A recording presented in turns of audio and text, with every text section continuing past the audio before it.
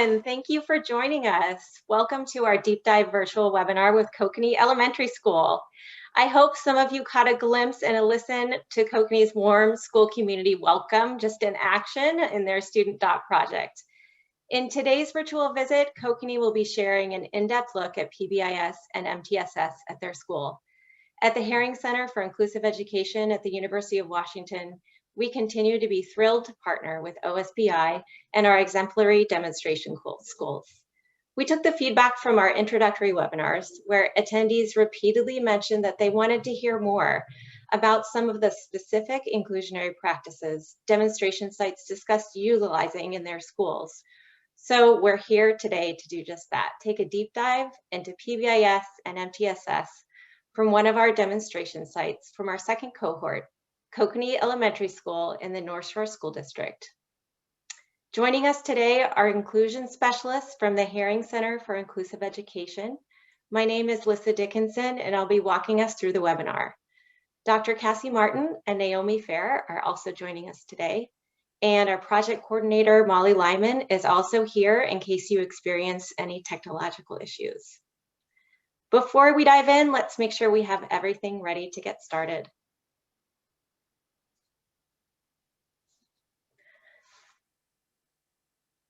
As we get started, please test your audio in the bottom left-hand corner of the menu. Thank you for sharing comments and ideas in the chat. Because of the number of people participating today, if you have a question, please use the Q&A feature. We'll be using the chat to share ideas and resources. We'll be recording today's webinar, and it will be provided on the Herring Center's demonstration sites webpage. The recording from today will be available by the end of the week.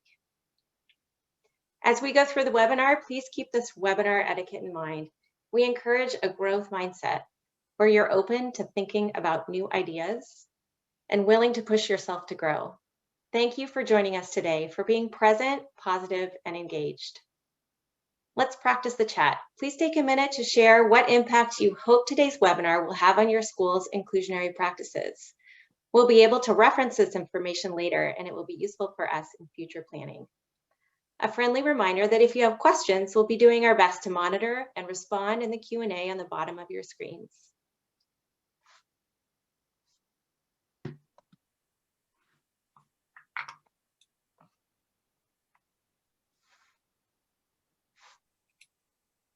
Cassie, do you have any? Are you seeing any chats? Oh, just a thank you for presenting. Really excited. Best strategies for inclusion during direct instruction.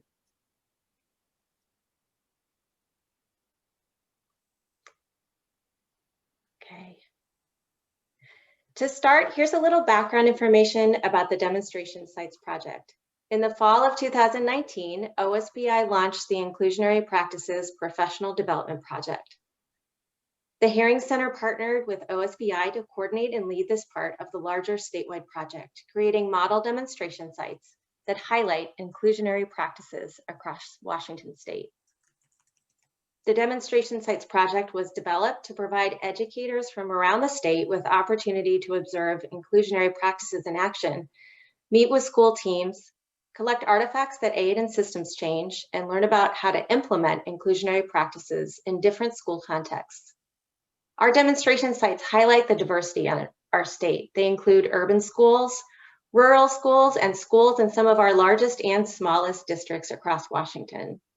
In collaboration with Herring Center inclusion specialists, the original intention and future intention of this project is for demonstration sites to host visiting schools to showcase high leverage inclusionary practices. By sharing these practices and opening their doors to teachers, administrators, families, and community members, it allows visitors to see best practices in action and apply them in their schools. At the same time, the demonstration sites themselves continue to grow their inclusive cultures and refine their practices that contribute to equitable learning for all students.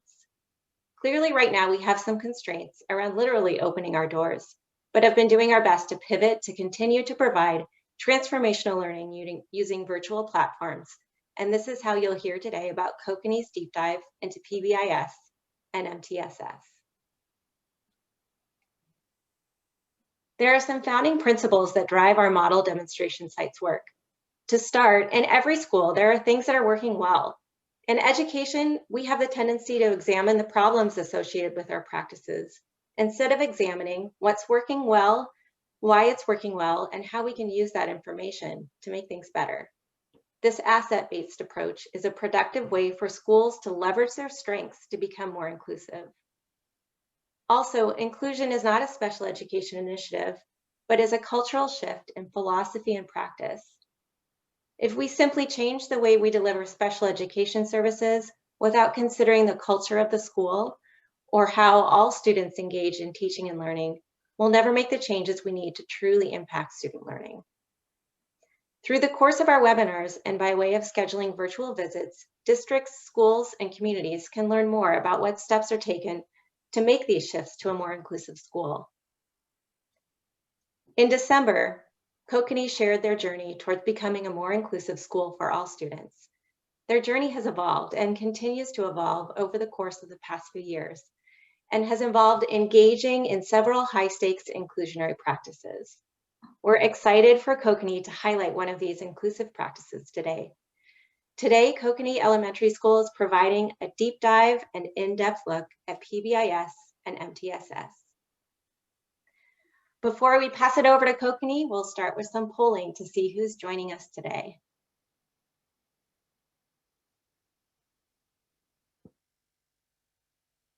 We have some administrators, teachers, specialists, district staff. Wonderful. We're so excited to have you all. Thanks for coming. Now we are happy to introduce the team at Kokanee Elementary School. And for that, I will hand it over to Joel Fagundes, principal at Kokanee. Thanks so much. Are you sharing for us today? No, I think you're doing it, Joel. We decided. Gotcha. Okay. Let me pull it up for you real quick.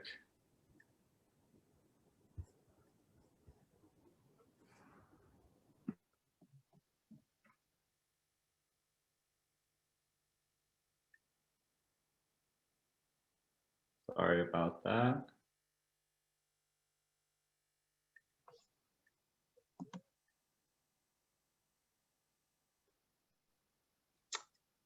I'll read off a few of the other thoughts and ideas in the chat. Interested in new ideas for inclusion? Thank you. Thanks for all your ideas and thoughts as we launch in. Perfect. Thank you so much. We're so excited and honored to be presenting today and be back with the Herring Center since our first introductory webinar in December. And we're excited to do our deep dive. We have a great team here for you today. You'll hear from myself, Joel Fagundes, the principal here at Kokanee Elementary. Our assistant principal is with us as well. We have a variety of general education teachers that you'll hear from, as well as case managers supporting students with IEPs in our school, and a music specialist as well that you'll hear from as we continue our presentation. I want to welcome you first of all and share a little bit about our school with you. We are a kindergarten through 5th grade school located in the North Shore School District. Just brought to my attention that we're celebrating our 1-year anniversary of full-time distance learning. We're getting very excited to welcome students back into our schoolhouse this month on March 22nd, something for us to look forward to and something for our inclusionary practice team to really think about how we provide a very smooth re-entry for so many of our Kodiaks.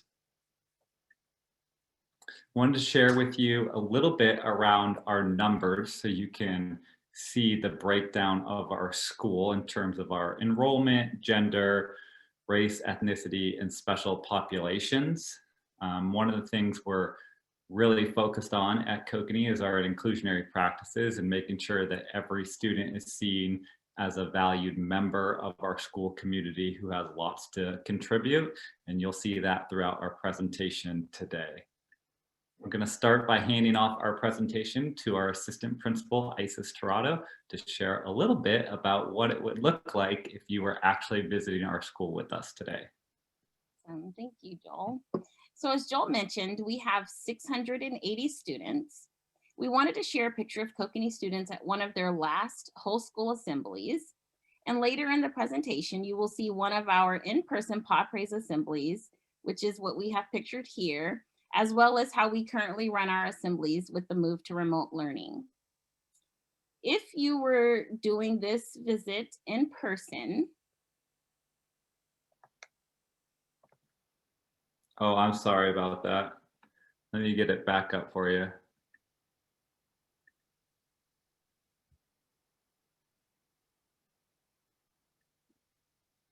Can you see it, Isis? yes, the office staff slide. There you go. Perfect. So if you were doing this visit in person, you would be greeted by Kokanee's wonderful office team. Inclusion is important at Kokanee, and our office team is a huge part of that. Kokanee's office team focuses on making sure that staff, students, and families feel welcome. Here's a brief hello from our fabulous office staff.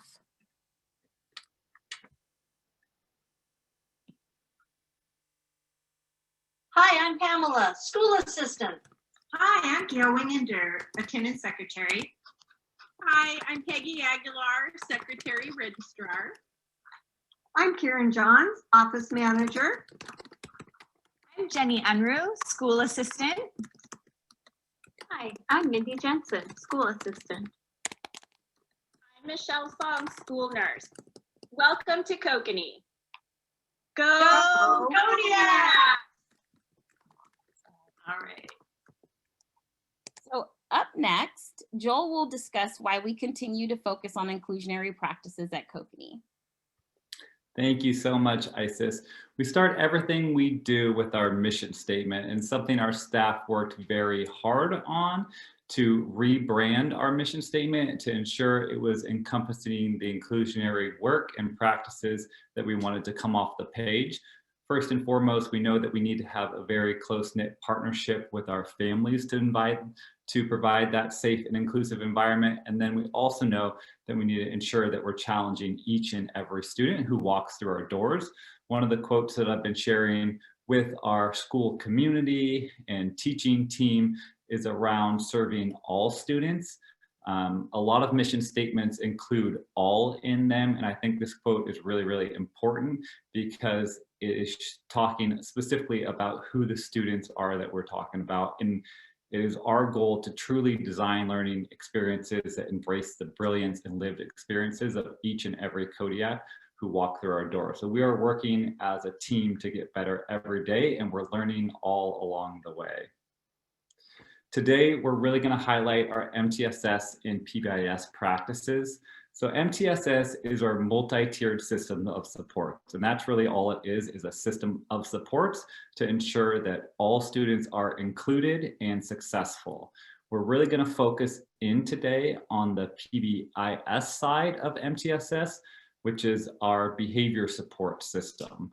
We have found that really having a strong tier 1, where it says all at the bottom of our triangle, has provided immense benefits for our students at Kokanee, and has enabled them to be more successful than some of us could have ever imagined, which is so exciting for us to see come off the page.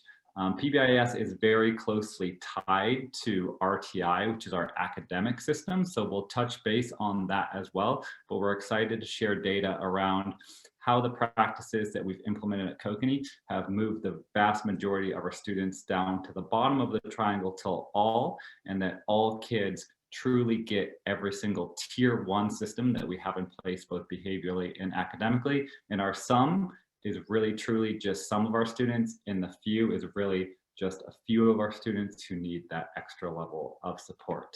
I have the honor of turning it over to one of our wonderful 2nd grade general education teachers, Brittany Doyle, who's going to share more about our MTSS practices with you. Awesome. Thanks so much, Joel. We wanted to start by giving a brief background regarding our work with MTSS and how we got started on this work. So our MTSS or PBIS team has been part of the Greater North Shore School District PBIS team for 6 years. And during that time, we've been offered the opportunity to receive additional training and resources offered by Clayton Cook, Lori Linas, and many others.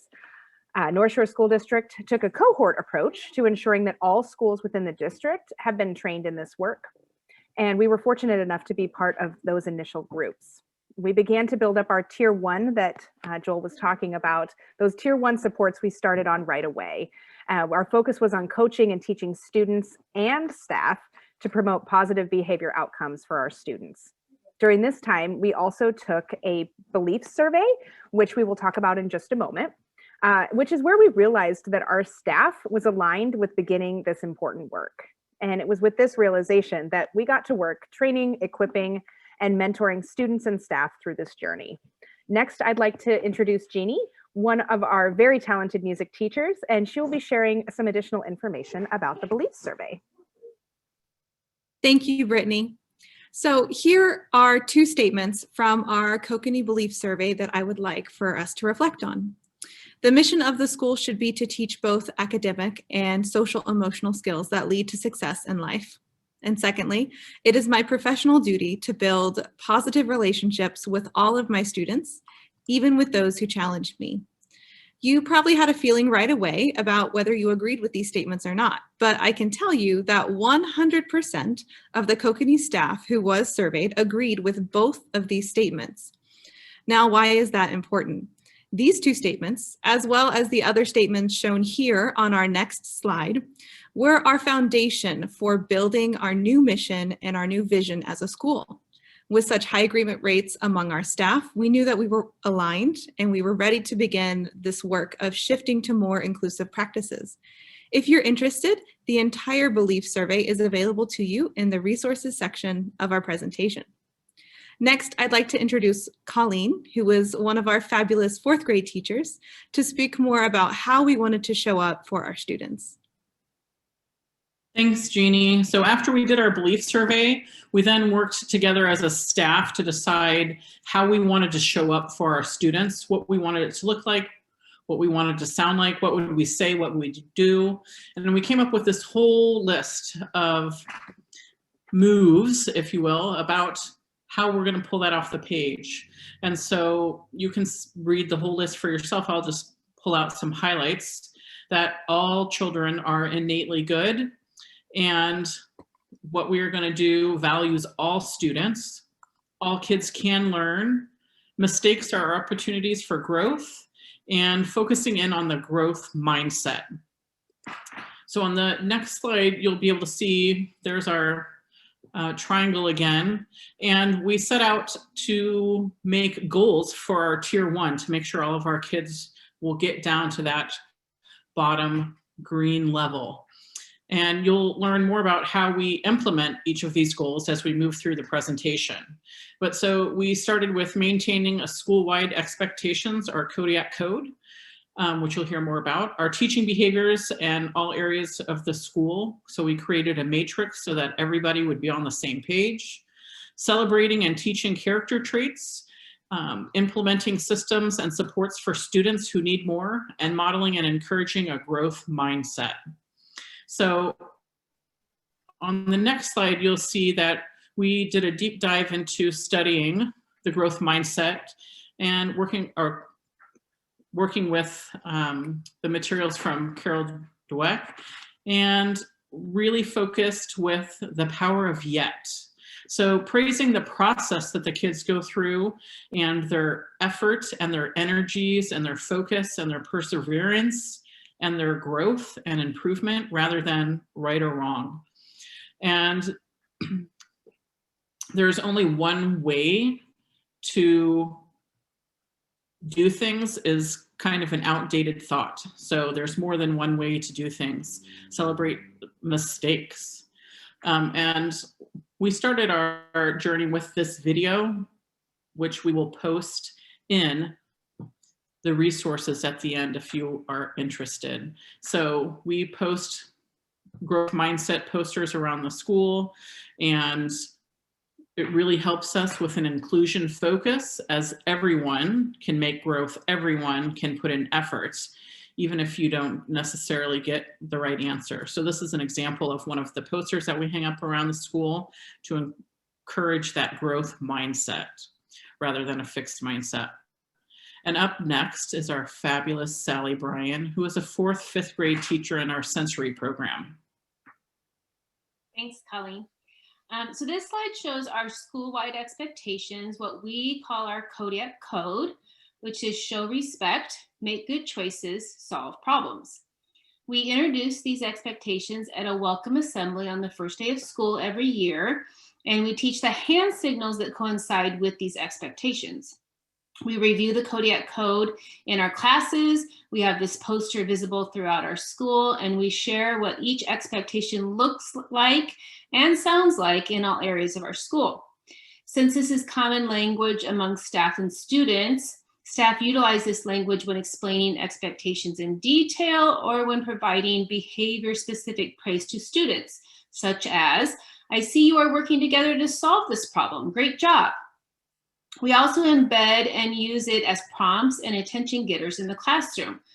For example, how could you and your classmates respect each other right now? Or are you making good choices? This video is also another great way to teach the students the Kodiak Code as well as the hand signals.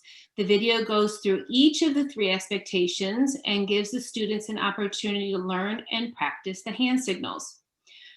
When assessed, 100% of our students were able to recite the Kodiak Code. The video will be in our resources at the end of this presentation. Are you ready, Joel? Ready. Kodiak. Code. Show respect, make good choices, solve problems. So we wanted to give you an example of what those hand signals look like. And next up is Ashley Hales, who is one of our Learning Center teachers.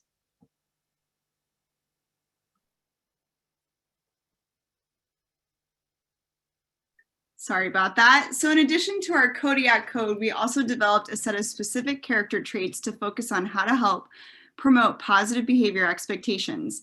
Our 6 character traits are perseverance, respect, accountability, integrity, service, and empathy. We explicitly teach definitions, share read-alouds that demonstrate characters showing these traits, and reward students who are seen exhibiting the traits through Paw Praise Awards. When a student earns a Paw Praise, they get 1 copy while another copy is turned into the office under the classroom teacher's name. When in building, we hold weekly Paw Praise drawings on Monday mornings via our intercom, and it's just after the students enter their classrooms. Our admin will choose a different classroom to broadcast from, which is super exciting for students. We always pick someone from each class if we can. However, we know that some classrooms may not always have Paw Praises turned in weekly. When students win, they have the option of going directly to the office to pick out their prize, or when it's a good time for the classroom schedule. Staff roaming the halls as well as office staff are incredible at congratulating students who are walking to the office to pick out their prize. This adds a little extra praise and reward to this whole process. All staff have a stack of blank Paw Praises ready to go, and students can and will receive praises from our office staff, recess staff, and our general support staff. Our recess staff do a wonderful job at using Paw Praises to deliver positive, behavior-specific praise to students in a very unstructured and sometimes chaotic environment. They use this tool to increase positive behaviors in this setting. Additionally, many teachers have partnered with families to be sure that students who are showing these traits at home are also recognized. For example, teachers have asked families to communicate when they see their children showing these traits at home or in the community. Teachers will then reward the student with a Paw Praise at school. It's always fun to see students get excited about earning Paw Praises for positive behavior, even at home. To further reinforce students displaying these 6 character traits at school, we focus on 2 traits during each of the first 3 quarters of school. So we then conduct an assembly at the end of each quarter to celebrate students who have shown a pattern of displaying these traits throughout that quarter. On the final quarter, we focus on all the traits where students are rewarded for displaying any or all of the traits throughout the day and in all areas of the school environment. Our goal is for each student to be recognized in one of our assemblies by the end of the year. Here's a clip of one of our end of quarter celebrations.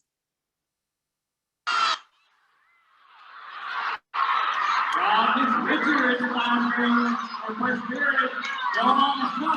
All the youth millions of respect from Green, Wasted, and Ava Stevens.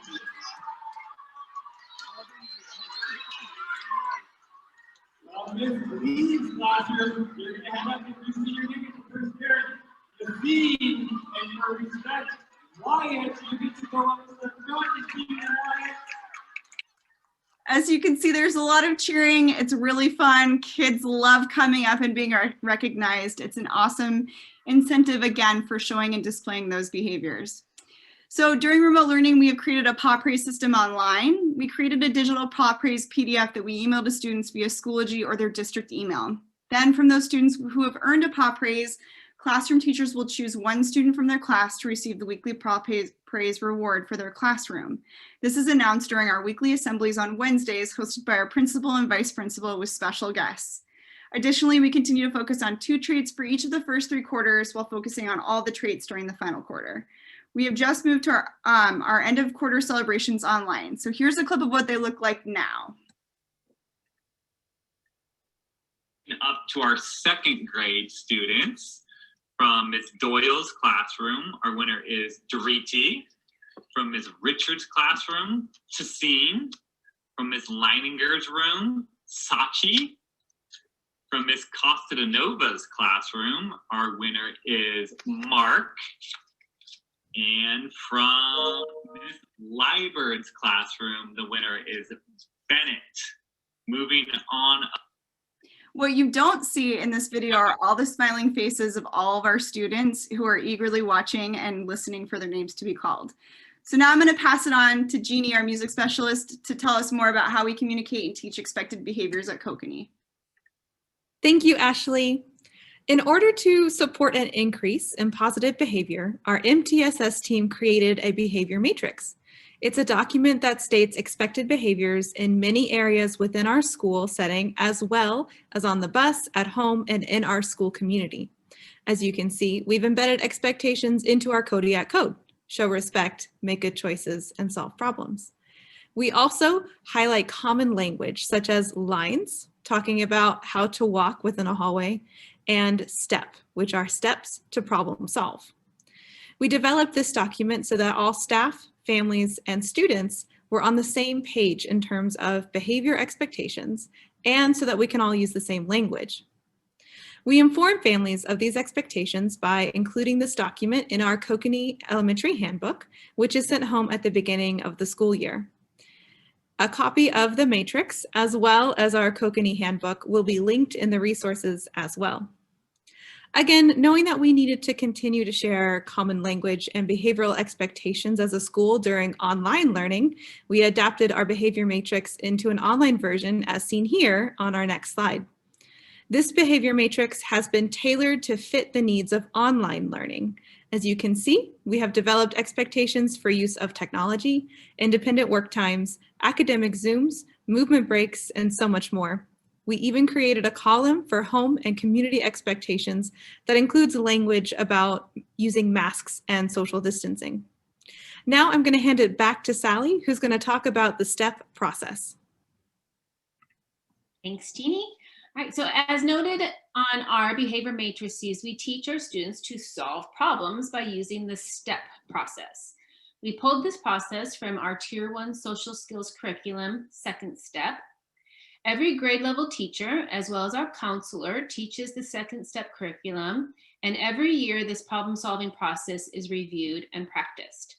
Using this process not only allows for common language, but staff are also aware and use this to support students in the problem solving process in various school environments, such as recess, the library, the gym, and the classroom. And now I'd like to introduce Lori Cleve, who is our kindergarten and 1st grade sensory teacher.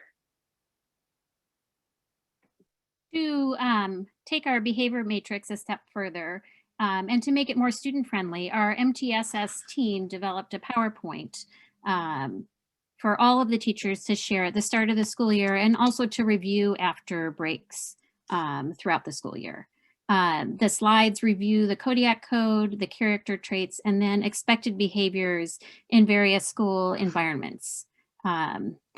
One highlight of this is seeing the students enjoy seeing our staff showing the expected and unexpected behavior on these slides. So from these slides, we have created posters with examples of expected and unexpected behavior, which helps us to generalize, for students to generalize these behaviors throughout their school day and between environments. These posters are visible throughout the hallways, the bathrooms, and even on the playground to remind students of the school-wide expectations. And this also helps the staff and students to use common language every year and in every setting. So this is an example of when we were in school. The next slide is an example of how we have adapted it for online learning. So you'll notice on the pictures that they have changed to teach expectations when we are learning remotely. And now I'm going to pass this along to Brittany Doyle. Thank you, Lori. So as Lori mentioned, we want to make sure that all students know what expected behavior looks like and sounds like in each environment. We start the year with a slideshow to teach students, but we also know that it's important to not just teach it at the beginning of the year, but to revisit the information in fun and engaging ways throughout the year, especially after breaks. So our MTSS team came up with a Kahoot game, a Jeopardy game, other fun ways that we can engage the students in the information while trying to make it fun at the same time. The Kahoot itself is a lot of fun. I'm a second grade teacher, and before we were in the distance learning environment, we used to do this in small groups in the classroom, and they would sit with their groups together with sharing around one iPad, whispering to each other, cheering each other on. It was a really fun way to not only show that they knew the expectations by how they were treating one another and their sportsmanship, but also to show that they knew the expectations by answering the correct questions correctly. So students have a lot of fun with that. And we know that that was a big piece of them learning those expectations and reviewing those. We also know that success comes from making sure that the teachers are familiar with and comfortable with our MTSS work. So we start each school year with a new staff orientation where we teach the new staff members all of our expectations. We teach them how to support all of our students with Tier 1 supports, what those look like, what those sound like, access to all of those. We also help them understand how to access additional support for students as well as for themselves when additional support might be needed. We believe that the success of our Tier 1 supports is largely due to all staff understanding what these expectations look like, but also giving students access to frequent and engaging reminders of the expectations and lots of opportunities to catch them and reward students for exhibiting our PAW Praise character traits. Next, I would like to introduce Jessica Cottrell. She's one of our special education teachers in our Learning Center, and she will explain more about supporting our students and staff. Thanks, Brittany. It is critical that a trusting and safe culture is established. As teachers, we want to be seen as professionals and in control of our classrooms, so it can feel really hard to ask for help. I previously worked in an environment where this was not the case. When I was vulnerable and said I needed help, help didn't come. It was so reassuring when I attended the Kokanee new staff training and was specifically told, you are a professional and you're good at your job. If you think you need help, you do. One way this culture is established is by having a wide range of options for staff to access support. This can be from cell phone numbers being freely shared to using an all-call code for admin to come to your location. Our admin will even leave an observation or come back from the district office to help us support a student in crisis. I have needed to do this in several situations, and it is so comforting to know that support is on the way and that admin have my back. Caitlin will now share about a system we have in place to communicate behavioral concerns.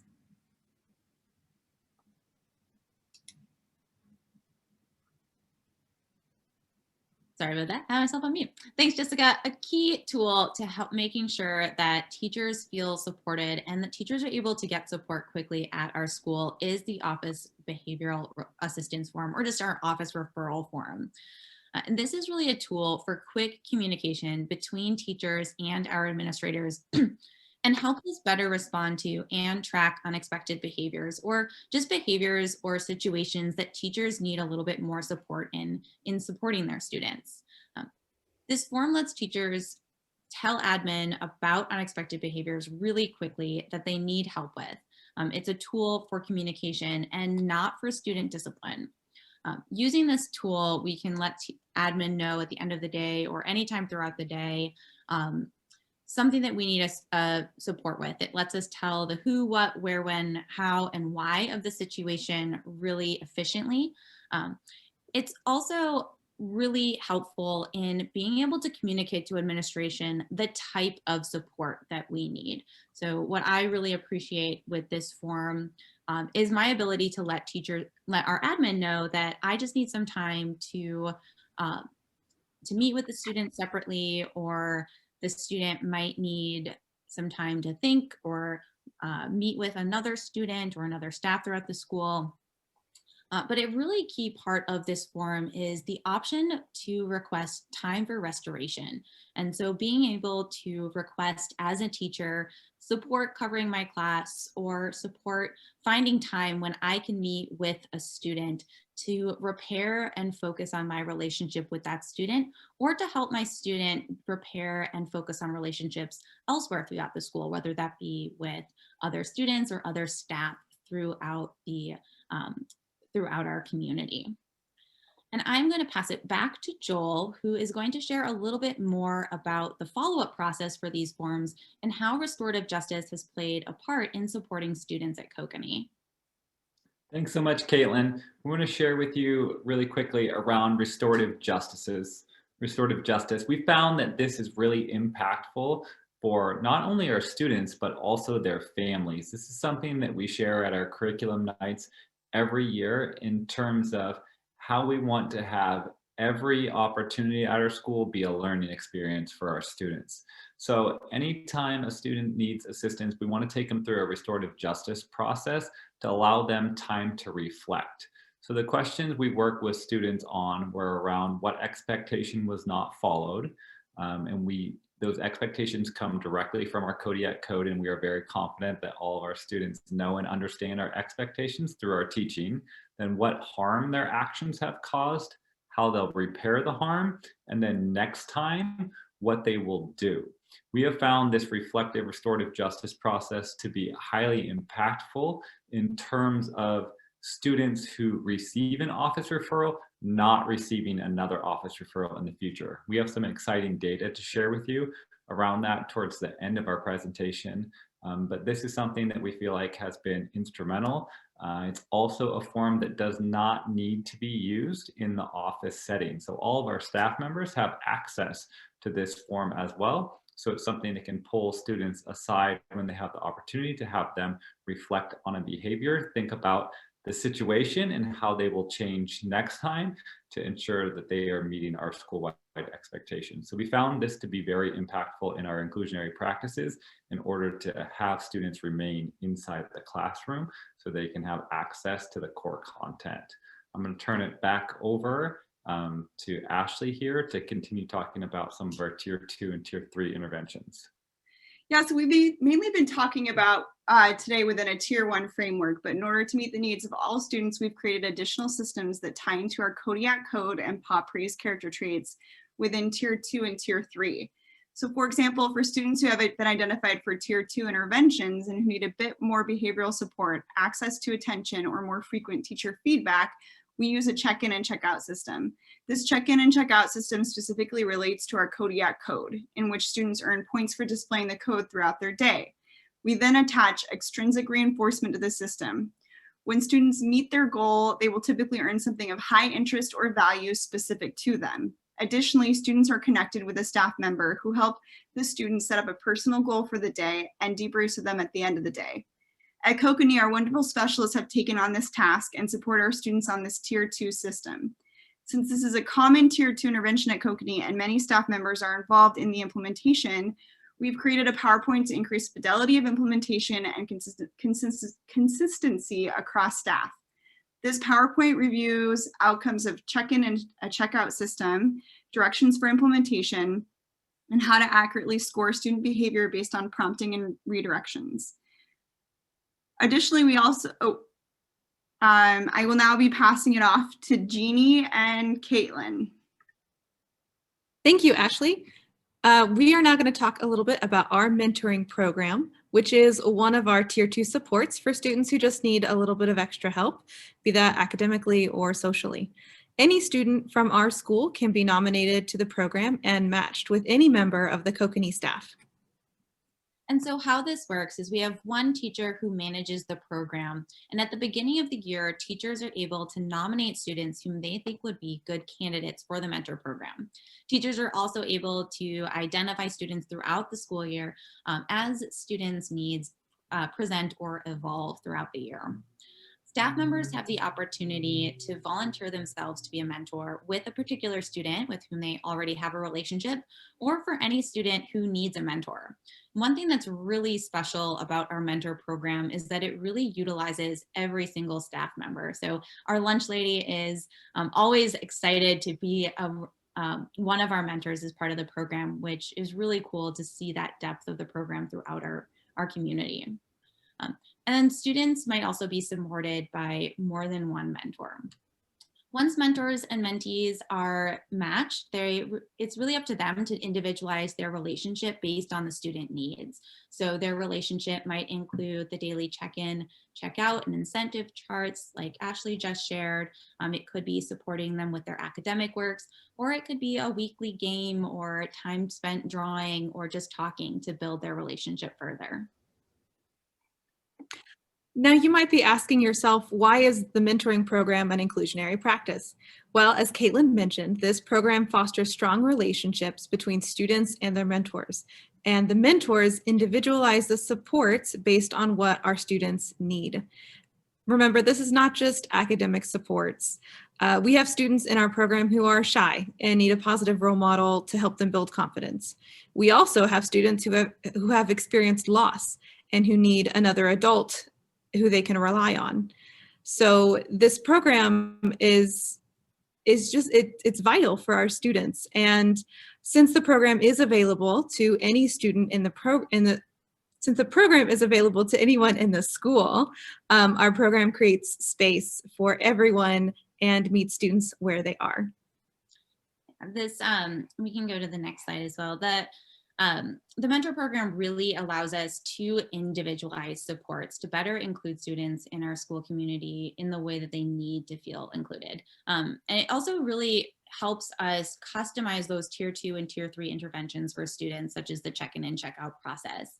Last year, one of my 5th grade students had our PE teacher as his mentor. And partway through the year, he took over his check-in, check-out routine, and then offered this student a sports day on Fridays as an incentive when he met his goals. And that was really a huge motivator for this student and a true turning point in helping that student practice more sportsmanship-like behavior and more expected behaviors with his peers.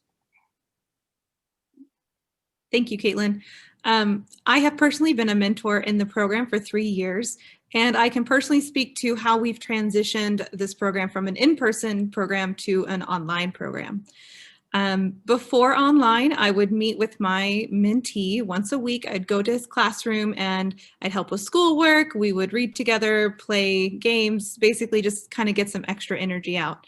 I got feedback from his homeroom teacher, and most of that revolved around he was more focused when after our meetings, and he really looked forward to seeing me once a week. However, during the online learning, it's been a complete shift. I still meet with my student once a week. We do Zoom meetings instead, and we still play games and get energy out, but I'm getting feedback now directly from his family, and the feedback is that our meetings are vital to my students' Tuesday routine. I had to reschedule once, and there was literal heartbreak from the student that I couldn't meet with him at our Tuesday time. And I think part of this is that my mentee is craving connections we're all online, and so we're all experiencing this. And I've noticed that he shares with me more, but also more in depth than when we were in person. And it seems to me that my time spent with the student matters more to him now than ever before. And this just emphasizes to me that our mentoring program is a vital support for our students. Now I'd like to hand it back to Jessica to talk more about how our whole school community supports inclusion. Thanks, Jeannie. At Kokanee, all staff are respected, and we all see the value of working together as a team to support our students and families. All staff contribute to teaching and reinforcing school-wide expectations and building community. When we use a common language, students see us working as a team, and skills are generalized across all school settings. We now actually have a really special opportunity for you to hear right from our office staff to hear how they have helped to establish an inclusive environment.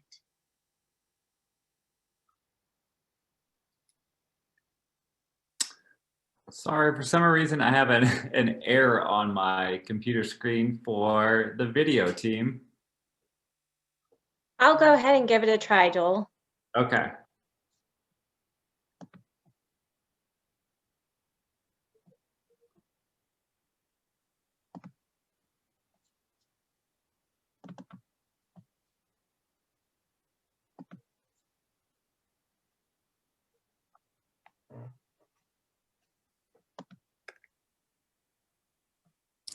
And this is a great time all. If anyone has any questions, please feel free to put it in the Q&A. We will be monitoring that throughout the presentation, or thoughts you have to share in the chat. It's always good to hear what people are thinking and processing as we move through. Thanks, Cassie.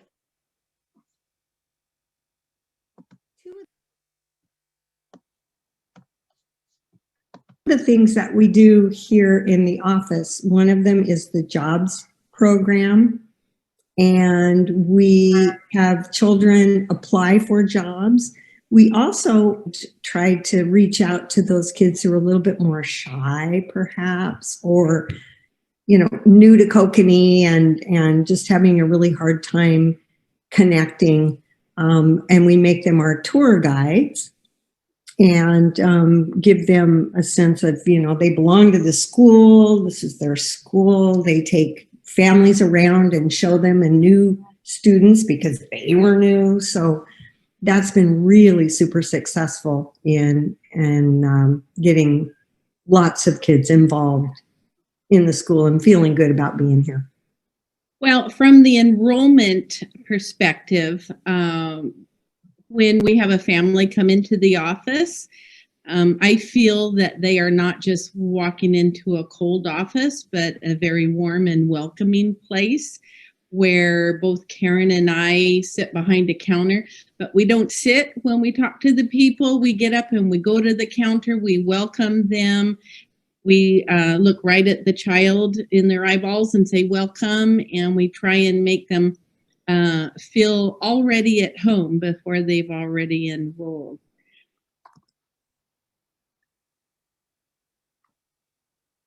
So available to every school, even outside of North Shore School District, you have an opportunity to have an automated attendance phone call made to each home where a child has been marked absent.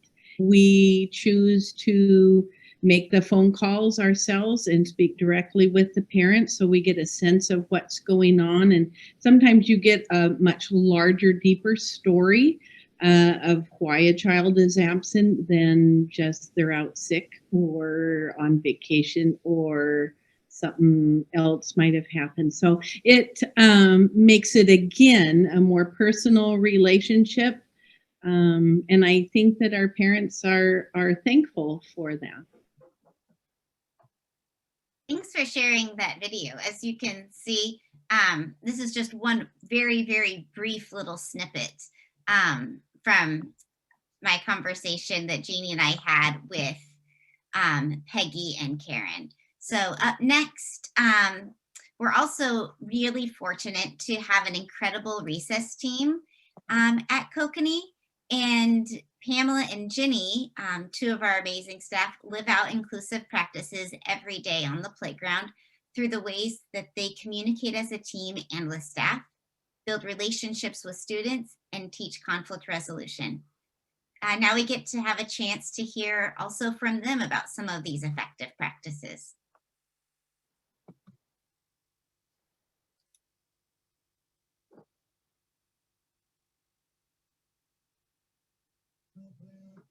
I think one of the main things is getting to know the students' names. I think that's huge.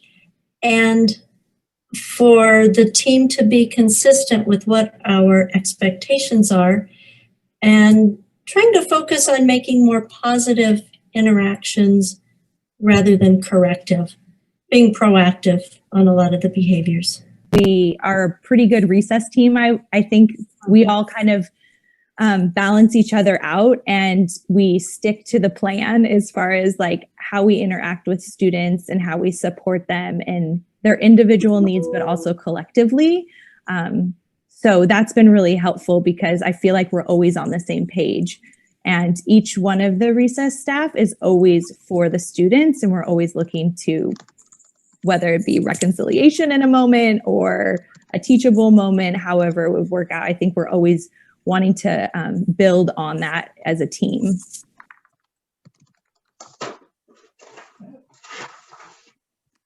We circulate in amongst on the playground, but we also try to stand near where they enter the playground from the bus, knowing that for some of these kids, we are the first smiling face they have seen all day. Greeting them by name, knowing their birthdays, wishing them a happy birthday, if that's kind of in the plan. And looking for some kids for body language, if they haven't had a good morning, trying to connect with them and seeing how we can help their day get off on a good note. And if one of them really seems like it's going to be a tough morning, giving the teacher a heads up, letting them know that they came off the bus like that and they might need a little something extra this morning. I mean, we really try to look for that body language. Those students that are kind of off by themselves, ask them what they had for breakfast. How are they doing? Do they need anything for, it really does, set the whole day and the tone of the day when we get to greet the students in a positive manner. So it's good.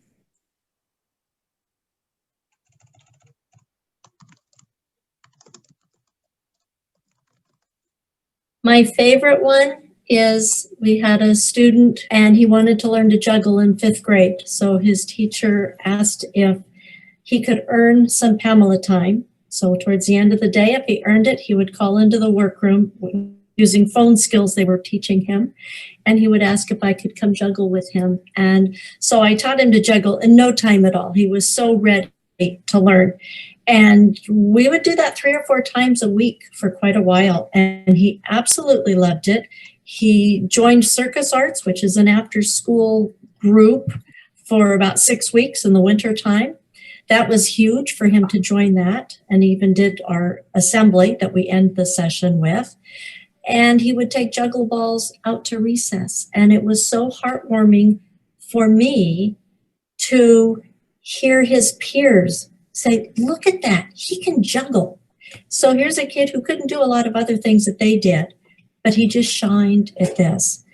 And so if you fast forward now, so that was 5th and 6th grade. He's now about 23 years old. Last year, he came into the school with his mom, and he had painted a watercolor for me of the magic juggle hands. And it was 7 items, 2 white gloves and 7 items that were being juggled. And he painted that for me. So I had it framed, and I absolutely love that. And I see him around town on occasion, and it's just heartwarming to see how it changed how he reacted to other people. He joined my juggle group at the park several times in the summer, just intermingling with other people, and it gave him so much confidence. It was very altering for him. It was very heartwarming for me too. I mean, it was a win-win all the way around.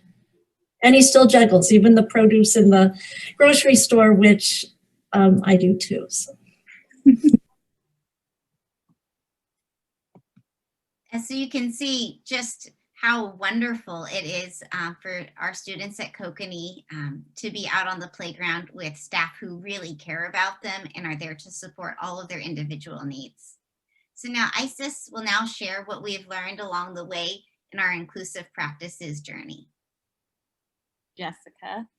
So along the way, we really learned that it was key to review data to inform our decision making, whether it was carefully looking at the tiered fidelity inventory data or closely tracking behavior data through the MTSS team to determine supports for students. We also found that our referral form was an important communication tool for staff to either ask for support or to keep admin and the MTSS team informed of what was happening in the classroom. But most importantly, along the way, we learned that listening, partnering, and connecting with families during back-to-school nights and throughout the school year was instrumental to Kokanee success with implementing our PBIS system. So next, we have two of our amazing teachers, Tiffany, who teaches 3rd grade, and Caitlin, who is a 5th grade teacher, and they will be discussing how Kokanee's organizational systems support our practice. Thank you, Isis. So from a big picture perspective, these are the organizational systems that have supported our practice. And you've already heard about these more in depth earlier in our webinar, but Caitlin and I will briefly review these again. So first of all, our school came up with clear and consistent expectations. We share the Kodiak code with staff, students, and families. And we also make sure that all new staff are trained on our MTSS practices and beliefs. And of course, after setting those expectations, we also consistently review them throughout the year, which includes the Kodiak code with the hand signals. And teachers also share the expectation slideshow and behavior matrix with students, especially after each time we return from break. And these have been all adjusted by our MTSS team for distance learning as well. And in each aspect of school, it's made clear what the expected behaviors are in those slides that we teach students, and these visuals are also posted throughout the school to remind them. With these expectations in place, we also have a couple of systems where we recognize and acknowledge students for showing up or for showing these expectations that Ashley went over in detail earlier, but to quickly sum it up, one of them is that students receive Paw Praise tickets when showing traits that can be given by any staff. And as mentioned previously as well, when we were in person, we did announcements for weekly Paw Praise drawings, but for remote learning, we've switched to doing that during our weekly assemblies on Zoom, where one student from each class gets recognized. And the other way that we recognize students is with the quarterly awards and assemblies that we have. At the end of each quarter, we have an assembly where we celebrate and award students from every classroom who have shown those 2 traits that we focus on for that specific quarter. We've also learned that it is instrumental for us to have an effective system for tracking both unexpected behaviors and behaviors that we are recognizing students for. So making sure that we have a strong system to track those office referral forms, for example. Joel's going to speak a little bit more about how we use Swiss to log our office referral forms and the effect that that tracking system has had on our overall inclusion for students. It's also really important that we keep track of the recognition that we give students, making sure that every single student has the opportunity to be acknowledged and recognized by not just their own individual classroom teacher or by people in the hallway, but by the entire school throughout the school year. Our teachers do that individually, but our office staff does an awesome job helping teachers keep track of which students have been called up to the office for our weekly Paw Praise drawings, and then which students have won quarterly awards throughout the year. It's also really important for us to have strong systems in place that both support students and staff. So for example, our mentor program that Jeannie and I mentioned earlier.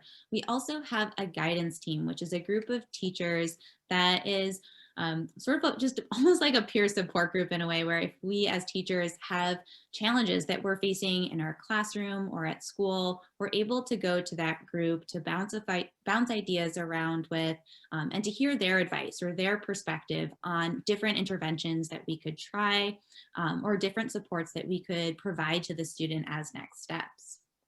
And then lastly, just throughout all of this, making sure that we have a system of flexible supports and interventions that are customizable for each student and that are centered around ideas of restorative justice and building, maintaining, and strengthening student relationships, both our relationships with our students and students' interrelationships with each other. Now I'm going to pass it back to Joel again to talk more about these systems and our data and findings.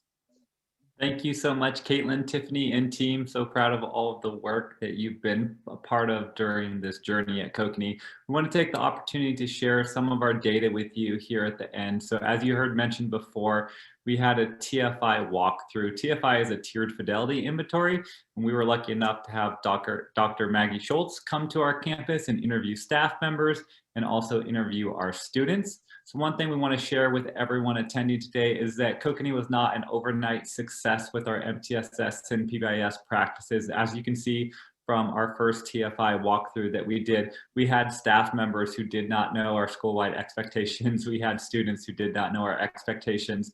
It gave us an opportunity to learn and grow from the data. So our MTSS team came back together. One of the things that was instrumental, which we shared with you today, was the ASL hand signs that went along with our expectations. So you can see from TFI 1 to TFI 2, we went from a small percentage of staff and students knowing our expectations to 100% of students and staff knowing those expectations. We use them to begin assemblies as attention getters in the classrooms. One of the things that we do want to point out that we're so proud of, and I think just points to the relationships that our staff has really focused on cultivating, is that we have 100% of our students saying they feel safe at school, saying they feel connected at school, recognized at school, and that they enjoy coming to school, which just shows us that we're on the right track with everything that we're implementing for our students. So really excited about that data, but definitely not an overnight success, and a lot of different tweaks and opportunities to come back together and refine and get better. The next thing we'd like to show with you here really quickly is we wanted to come up with a really succinct response to behaviors for our staff and for our admin. So what was really, really important to us was that we had a system of trust with our staff to keep students engaged in the classroom, while also having some non-negotiables to ensure students were kept safe in our building. So this flow chart, many of our teachers posted it up on their bulletin board to look through the different conduct behaviors, and knew that they had resources and partners to lean in on, and restorative justice frameworks to rely on to support students in the classroom. And then also knew when we had a non-negotiable and we needed to keep students safe and we needed to involve families. So we have this to share with you in our resources at the end as well. And many of our staff found it very useful, especially when we were kicking off MTSS and PBIS at our school. The next piece is the data. So we had shared that we were tracking our office referrals. We also track positive recognition as well. So we set a goal as a school and an MTSS team that 100% of our student body would be recognized through our Paw Praise drawings by the end of the year, and that also 100% of our students would be recognized for the character traits that we celebrate by the end of the year.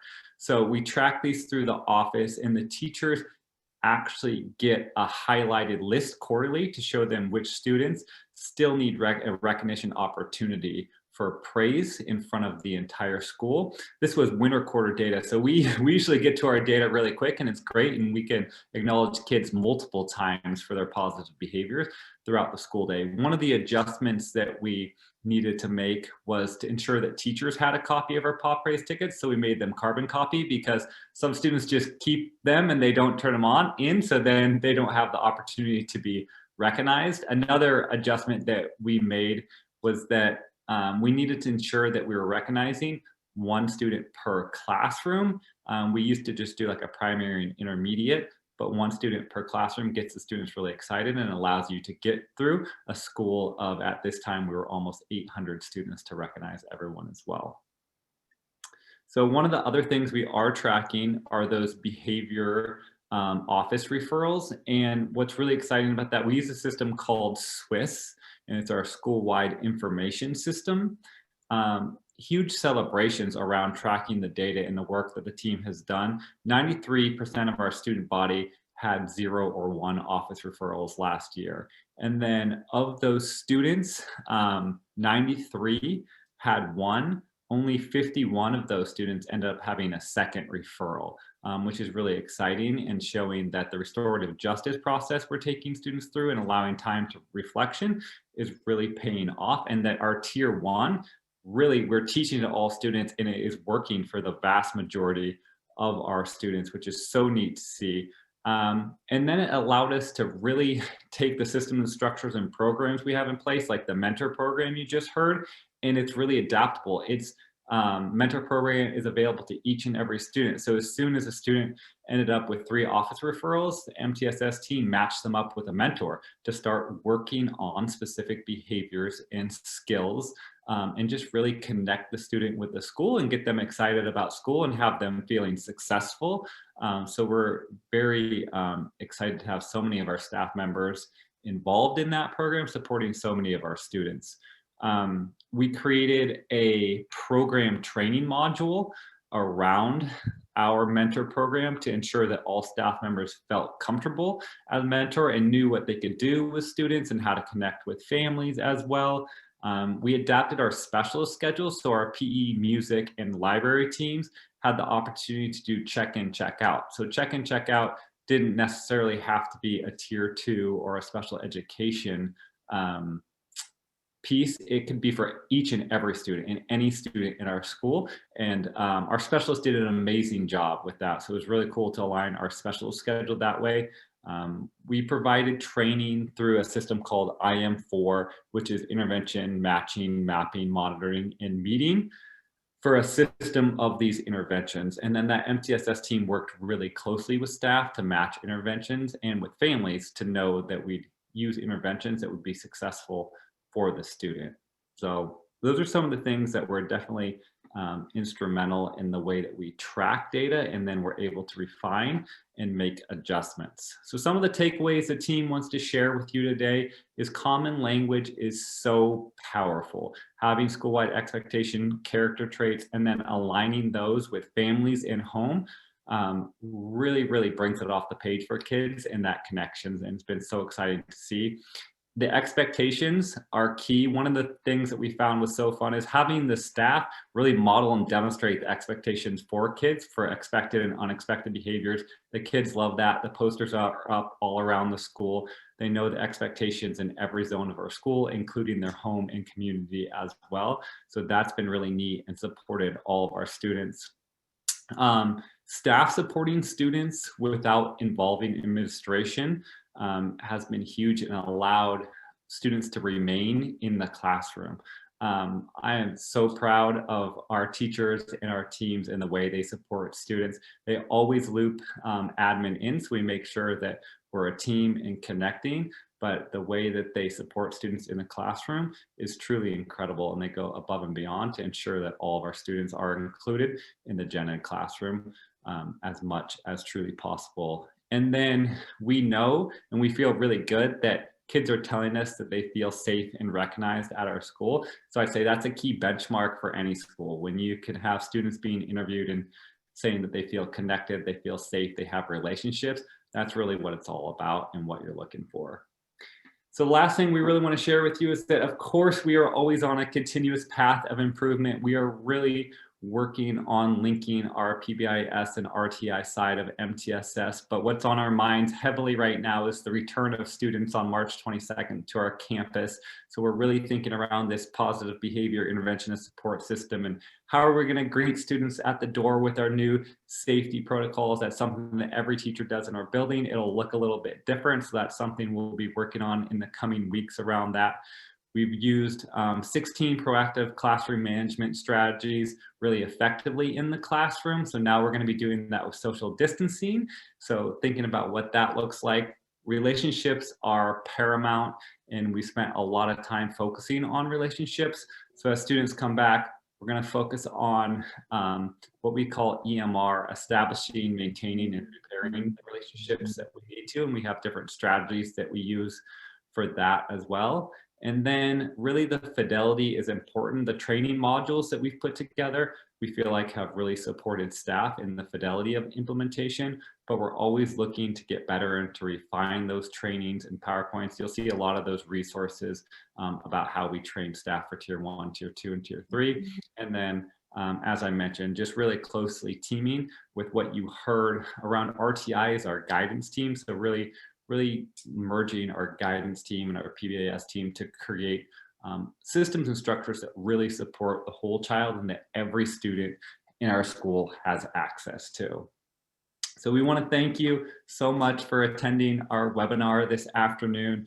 We have lots of resources and artifacts. I've linked a new slide in there and they'll be available on the Herring site. This isn't all of them, but there's a new slide in our presentation and there's about 20 different artifacts that are linked now to the presentation that you'll all have access to. And our contact information is coming up as well. You are more than welcome to reach out via email to any of our team members and we'd be more than happy to share more as soon as it's safe to do so. We'd love to welcome you to Kokanee if you'd like to come and visit our school and see our Kodiaks in action as well.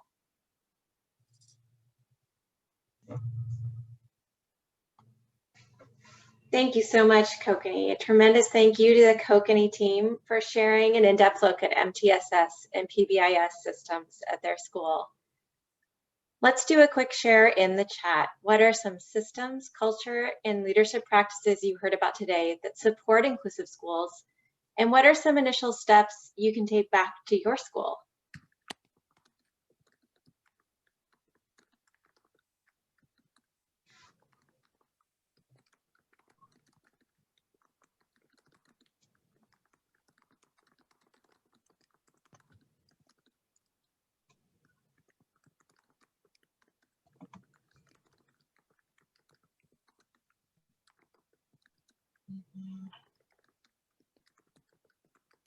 And it looks like there's a question in the Q&A. Does your school have two separate teams for RTI and PBIS with separate agendas? And looks like. Yeah, so I just went ahead and answered it in the chat there. We have an MTSS team, which focuses on both the PBIS and RTI side of supporting the whole child. But we also have a guidance team and a mentoring program. So we're really focused on linking all of those teams together. When we come to a guidance team, one of the most important things for us to consider is any faculty member who's spent any time or worked with the student over their career at Kokanee. So we truly have the full picture and then involving the family in those teams as well. So just continued work on bringing that a little bit tighter and cleaner to ensure that we have all the background knowledge that so many of us contain because so many of us work with so many individual students at the school. Great, thank you. We have a comment from Ginger. I really like the ways that the school is using mentors and restorative practices. Yes. Comment from Mike. Thank you, Joel, ISIS, and Kokanee staff for sharing your journey and MTSS PBIS practices. Wonderful. And from Margaret, everyone uses the same language, which is key. So true. Also love the mentor program, which includes all staff. I think that is so important. It's wonderful to see that mentor program. Great. So another thank you to the team at Kokanee for taking us on your journey so far and highlighting some key inclusionary practices. Here are some names and contacts to reach out with any additional questions. And this information will also be available when we post these webinars on our website.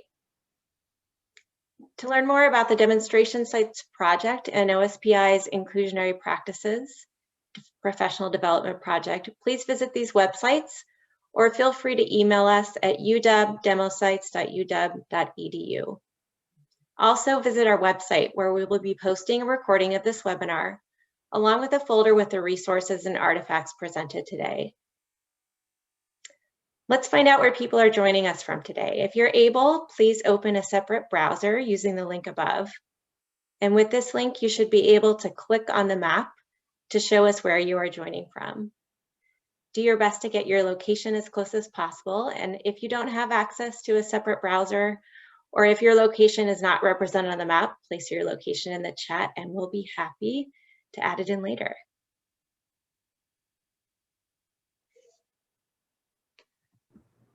This is great. I see Yakima County. I see ESD 121 in King County. Great, wonderful.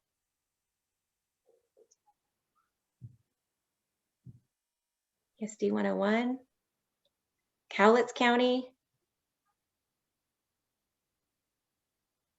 Fantastic. All over the state. We'd love to get feedback about our session today, and this will give us information we can use to effectively share demo sites' inclusionary practices in webinar format in the future. Please click this link and fill out the brief survey through Google Forms. The survey is anonymous. Molly will send clock hour forms to those who were in attendance after the webinar. Thank you to OSPI and CSTP for their partnership in this project. And another thanks to Kokanee Elementary for your inspiring work. Thanks to all of you for joining us today to learn more about inclusionary practices and for envisioning how you might take some of what you learned today and apply it to your schools. We hope you join us for future webinars and that when our doors open again, you'll take advantage in person of visiting our Washington State demonstration sites. Thanks so much, everyone. Thank you.